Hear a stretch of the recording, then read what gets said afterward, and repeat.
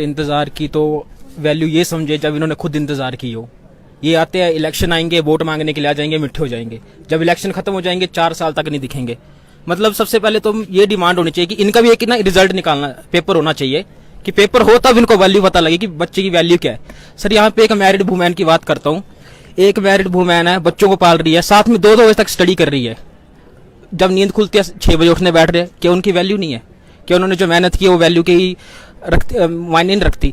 इनमें कुछ बच्चे हैं सर, कुछ मेंटली डिसेबिलिटी वाले बच्चे हैं, उन्होंने सर एग्जाम क्वालिफाई किया। जिस तरह बता रहे कि जो एग्जाम का पैटर्न था सर, एग्जाम के पैटर्न में एम टेक वी टेक वालों के होश उड़े हुए थे। इसमें इस एग्जाम में सर क्वालिफाई करना जो 19,000 अभ्यर्थी इस टाइम बैठा है सर, वो मामूली बच्चा नहीं है। सरकार को इस टाइम अगर ये भर्ती होती तो एक बढ़िया से बढ़िया कैंडिडेट मिलना था जो आईटी एक्सपर्ट।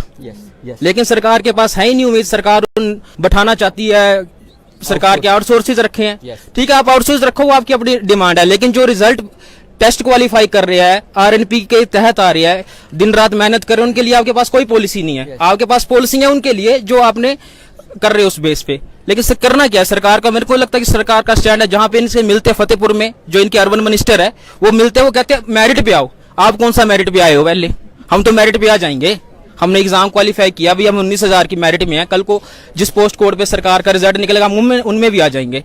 ठीक है, आप सबसे पहले एक स्टूडेंट की रिस्पेक्ट समझो, स्टूडेंट ने जो एग्जाम दिया उसकी रिस्पेक्ट समझो। आपके पास कोई रिस्पेक्ट ही नहीं है। कोई आपसे मिलता है तो बस इग्नोर मार के हम जी खाना खा के आए, थोड़ा पचने तो दो खाना, इस तरह की बातें करते हैं सर। उन्ना में हमारे अभ्यर्थी मिले इनसे तो बोला भी खाना पचने तो दो। ठीक, इन्होंने उस चीज के लिए कुछ नहीं किया हमारे को, मतलब इतनी सारी तरह से परेशान कर रहा है कि इनसे अगर नहीं होती सर कोई चीज है, किस चीज का सोल्यूशन है, बच्चों को बताओ तो सही कि ये सोल्यूशन नहीं है, इसका नहीं निकले हम ठीक हो जाएंगे। लेकिन जब जाते हैं जिनके पास सोल्यूशन होते हैं कि नहीं हम तो भर्ती निकाल रहे हैं और हो जाएगी आपकी भर्ती पूरी तरह से, तो ऐसे आश्वासन देने तो हम तो उम्मीद लगाए रखेंगे नहीं भर्ती हो जाएगी। अगर इनसे नहीं होगी तो कह दे कि सर हमसे नहीं हो सकती भर्ती, हम बैठ जाएंगे, हम देख लेंगे, वेट करेंगे। जब से ये सरकार बनी इनके टाइम पे सर कोई बल्क नहीं आया भर्ती का। बल्क आया 15-20 पोस्ट कोड का। ठीक है, जब इनका भर्ती का बल्क आया तो भर्ती के ऊपर उन्होंने काम नहीं किया। ठीक, ये कह रहे कि अभी इंतजार, सर इससे ज्यादा क्या इंतजार करे? कोई स्टूडेंट है 2018 से तैयारी पे लगा है, चलो एग्जाम निकला, मैंने तैयारी कर रहा है, लेकिन जब एग्जाम निकलता स्टूडेंट सोचता चलो मैंने जिसके लिए तैयारी की मेरा एग्जाम हो गया, मैं आगे जॉब के लिए भी ट्राई करूँ, वो आगे जॉब के लिए। लेकिन जब ये चीजें फंस जाएगी तो बंदा क्या करेगा? कुछ सर सबसे बड़ी तो रिस्पेक्ट की बात होती है कि एक गर्ल्स के लिए क्या चैलेंजिंग उनकी लाइफ में होती है कि आपको पता है मानसिकता कैसी है कि लड़की 25 की हो गई है, एग्जाम क्वालिफाई नहीं हो रहा है तो चलो शादी करवा दो। ठीक है, लड़कों की सर यही चीज है। प्राइवेट सेक्टर में आ जाओ, प्राइवेट सेक्टर में सर इनसे काम नहीं हो रहा सरकार से। ठीक है, मतलब जो वर्क टाइम है कि जो 8 घंटे का वर्क टाइम है उससे ज्यादा प्राइवेट सेक्टर में भी काम कराया जाता है, उसके ऊपर का जो भी चीज है वो काम नहीं है सर। बंदा अपनी जॉब के आने के बाद अपनी स्टडी कर रहा है, उसके लिए एग्जाम क्वालिफाई। आप खुद बताओ सर कि बोलना बहुत इजी है कि ये नहीं निकल रहा अगला निकाल लो, लेकिन सर जो आज के टाइम में इतना ज्यादा वो चल रहा है उसमें आप बताओ कहाँ पे मेरिट स्टैंड करती है अब?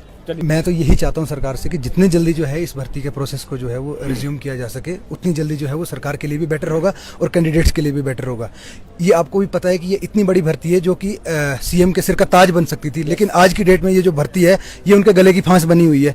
इसमें कहीं ना कहीं जो है वो सिस्टम का फेलियर है और कहीं जो भी बातें हैं कि इतने लंबे समय से जो है इसका प्रोसेस चल रहा है कि हम जो है लगातार जो है इस भर्ती के रिजल्ट का इंतजार कर रहे हैं। क्योंकि हमने देखो एक स्टूडेंट का क्या काम होता है कि वो पढ़ाई करे, मेहनत करे, अपना एग्जाम निकाले और उसकी जितनी भी जो फॉर्मेलिटीज हैं उनको पूरी करे।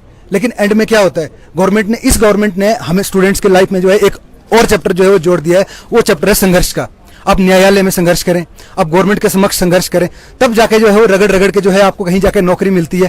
तो फिर उस नौकरी का क्या फायदा कि जब वो स्टूडेंट जो है वो बिल्कुल एकदम हार चुका होता है सिस्टम से, तब जाके उसको जो है वो नौकरी मिलती है। तो ये उस स्टूडेंट के साथ सरासर जो है वो अन्याय है कि जो है उसके साथ जो है वो हरासमेंट हो रही है। कहीं ना कहीं आपको देखो फिजिकली हरासमेंट हो रही है, उसके साथ इधर उधर जाना पड़ रहा है, मेंटली हरासमेंट हो रही है, उसके ऊपर प्रेशर बन रहा है, दिन प्रतिदिन सोशल प्रेशर होता है, आपका एजुकेशनल प्रेशर होता है कि यार आपको जिंदगी में जो है सफल बनना है, नौकरी लेनी है, ठीक है, आपको परिवार में सेटल होना है, उसके लिए भी जो है बंदे को जो है नौकरी की जरूरत होती है हर किसी व्यक्ति को।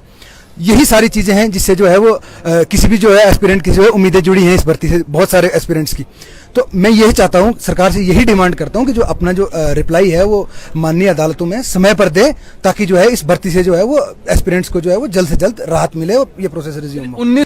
सर इसमें यह है, अगर सरकार जो है हमारा पक्ष जो है वो सही ढंग से नहीं उठाती है तो हम सरकार के अगेंस्ट जाने से भी नहीं कतराएंगे, क्योंकि जो है हम सिस्टम से जो है वो लगातार लड़ रहे हैं। और अगर सिस्टम जो है वो लड़ते लड़ते अगर हम सिस्टम से हार जाते हैं ना, तो ये सिस्टम का फेलियर है, हमारा फेलियर नहीं है, क्योंकि हम अपनी परीक्षा में पास हैं और सिस्टम जो है वो हमें जो है जॉब दिलाने में फेल है। तो ये सिस्टम का फेलियर होगा, हमारा फेलियर नहीं होगा सर।